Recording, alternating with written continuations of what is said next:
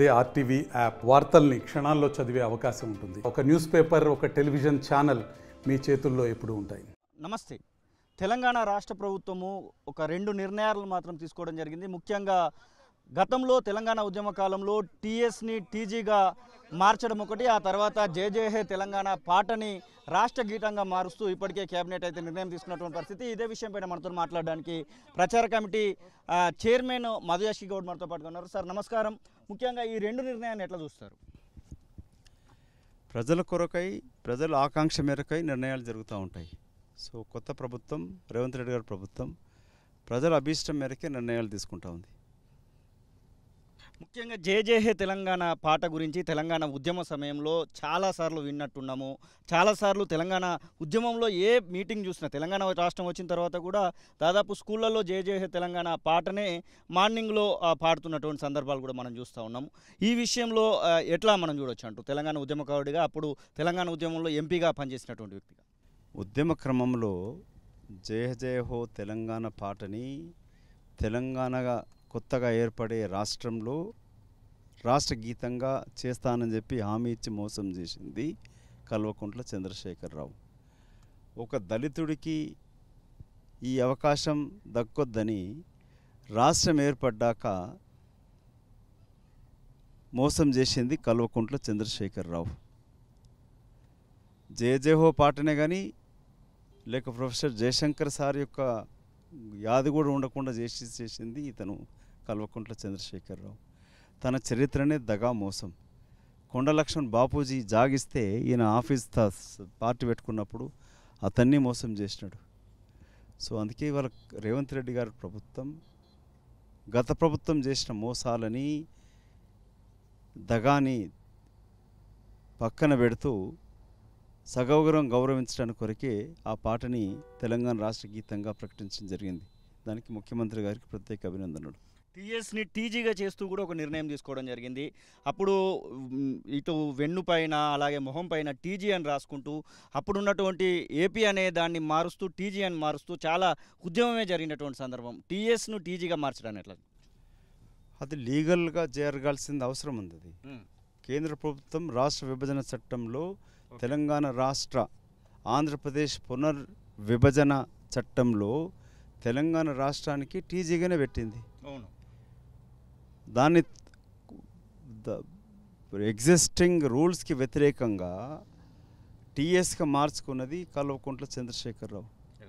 So దాన్ని సరిదిద్దడం, గత ప్రభుత్వం చేసిన తప్పిదాలని సరిదిద్దుతూ ఉంది రేవంత్ రెడ్డి గారి యొక్క ప్రభుత్వం.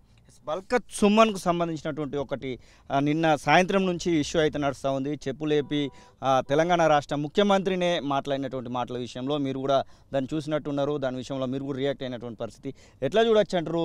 బల్కత్ సుమన్ మాట్లాడినటువంటి మాటలే కానివ్వండి, ఆ పార్టీకి సంబంధించినటువంటి రాష్ట్ర నాయకుడైనటువంటి కేటీ రామారావు ముఖ్యమంత్రి పైన మాట్లాడుతున్నటువంటి మాటలే కానివ్వండి. బల్కత్ సుమన్ మాట్లాడింది రాజ్యాంగ వ్యతిరేకమే కాకుండా ఒక క్రిమినల్ చర్య. చట్టపరంగా చర్య తీసుకొని కేసు పెట్టి లోపలేయాల్సిందే అతన్ని. ప్రజల పక్షాన రాజ్యాంగబద్ధంగా ఒక మధ్యతరగతి కుటుంబం నుంచి వచ్చి అంచెలంచెలుగా ఎదిగి కాంగ్రెస్ పార్టీలో చేరి తెలంగాణ రాష్ట్ర కాంగ్రెస్ పార్టీ అధ్యక్షుడిగా ప్రజలతో ఎన్నుకోబడ్డ ముఖ్యమంత్రి రేవంత్ రెడ్డి గారి పైన చేస్తున్న అనుచిత వ్యాఖ్యలు తీవ్రంగా ఖండించాల్సిందే. కానీ దానికి ముఖ్య కారకుడు కల్వకుంట్ల తారక రామారావు. ఆ విధవ ప్రజలతో ఎన్నుకోబడ్డ ముఖ్యమంత్రిని శునకంతో పోలుస్తాడు. అతని శిష్యుడైన బాల్కా సుమన్ ఇవాళ చెప్పుతో కొడతానని చెప్పి మాట్లాడుతూ ఉన్నాడు. దీన్ని సభ్య సమాజం తీవ్రంగా ఖండించాల్సిన అవసరం. కాంగ్రెస్ పార్టీ ప్రతి కార్యకర్తలు కూడా ఖండించడమే కాకుండా వాళ్ళకి హెచ్చరిక.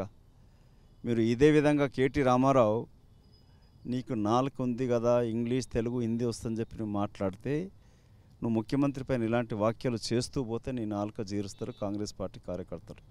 ఇప్పటికన్నా నీ పార్టీ నాయకులని అదుపులో పెట్టుకో. గతంలో నీ ఆదేశానుగుణంగా మీ అయ్యే చెప్పినట్టుగా అధికారులు మీకు చెప్పు చేతులు నడుచుంటారు. చీఫ్ సెక్రటరీ కాడికి వెళ్ళి పోలీసు అంతా కూడా. ఇప్పుడు ప్రజల ప్రభుత్వం ఉన్నది, మీ ఆటలిక సాగవు. మీ ఇష్టానురాజ్యంగా ప్రవర్తిస్తే దాన్ని జైల్లో పెడతారు మిమ్మల్ని. తమ్మి తారక రామారావు సంస్కారహీనంగా మాట్లాడకు. ఇప్పటికైనా తెలివి తెచ్చుకొని సరిగ్గా ప్రవర్తించు. అధికారం పోయిందని కలుదైన కోతిలాగా ప్రవర్తిస్తూ ఉన్నావు. పార్లమెంట్లో నీకు ఎట్లా ఒక సీటు కూడా రావు మీకు. ఈ విధంగా చేస్తూ పోతే నీకు పుట్టగతులు కూడా ఉండయి.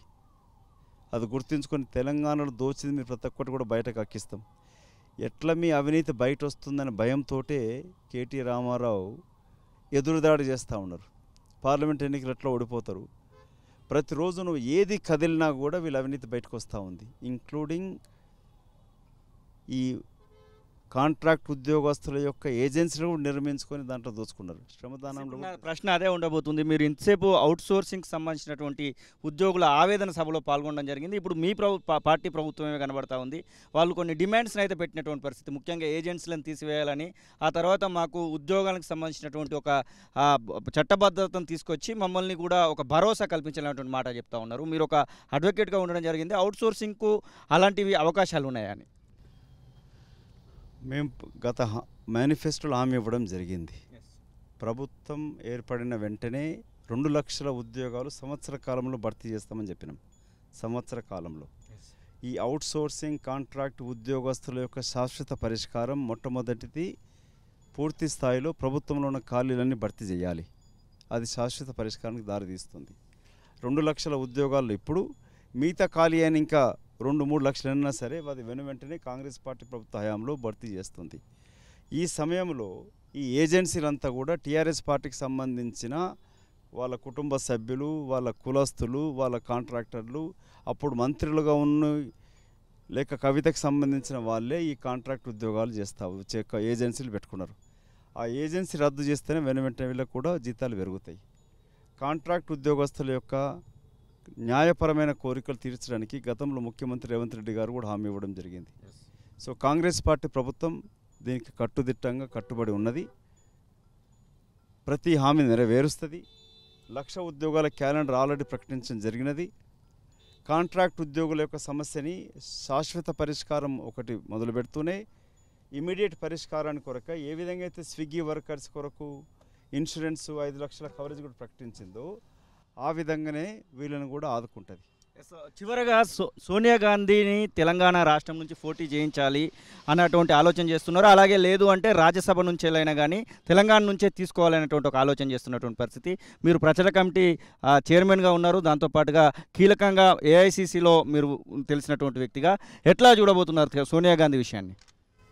తెలంగాణ కాంగ్రెస్ పార్టీ కాకుండా యావత్ తెలంగాణ సమాజం ఆ మహాతల్లి తెలంగాణ ప్రసాదించిన తల్లి సోనియమ్మను ఈ రాష్ట్రం నుంచి ప్రాతినిధ్యం వహించాలని చెప్పి కోరుకుంటా ఉన్నది. పార్టీలకు అతీతంగా అభ్యర్థిస్తూ ఉన్నాం. సో ఆ మహానాయకురాలు మా అభ్యర్థిని మండిస్తానని చెప్పి అనుకుంటున్నాం. నేను ప్రత్యక్షంగా వారిని కలిసి పిఏసీ మీటింగ్ యొక్క నిర్ణయాన్ని అభ్యర్థనని వారికి చెప్పడం జరిగినది. నిన్న రియాక్ట్ అయ్యారని వారు చిరునవ్వు నవ్వి కోరుకున్నారు.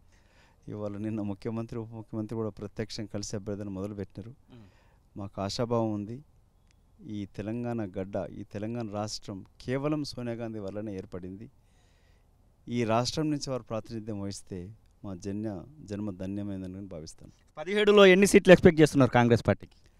మిషన్ 15 ప్రచార కమిటీ తరఫున నా యొక్క మిషన్ 15 ప్రచారాన్ని మొదలు పెడుతున్నా. కనీసం 15 సీట్లు అవుట్ ఆఫ్ 17 గెలవాలనేది మా లక్ష్యం. Thank you sir, thank you. ఇది మధుయాషి గౌడ్ చెప్తున్నట్టు మాటలు. ఖచ్చితంగా తెలంగాణ రాష్ట్రంలో ముఖ్యమంత్రి పైన ఎవరు మాట్లాడినా, అనుచిత వ్యాఖ్యలు చేసినా నాలికలు చీరేస్తామని మిషన్ 15లో మేము ఖచ్చితంగా సక్సెస్ అయిందామన్నటువంటి ఆశాభావాన్ని అయితే వ్యక్తం చేస్తున్నటువంటి పరిస్థితి. మరిన్ని వీడియోస్ కోసం ఛానల్ ని సబ్స్క్రైబ్ చేయండి. లేటెస్ట్ అప్డేట్స్ కోసం వాట్సాప్ ఛానల్ ని ఫాలో చేయండి. అండ్ లింక్ డిస్క్రిప్షన్ లో ఉంది.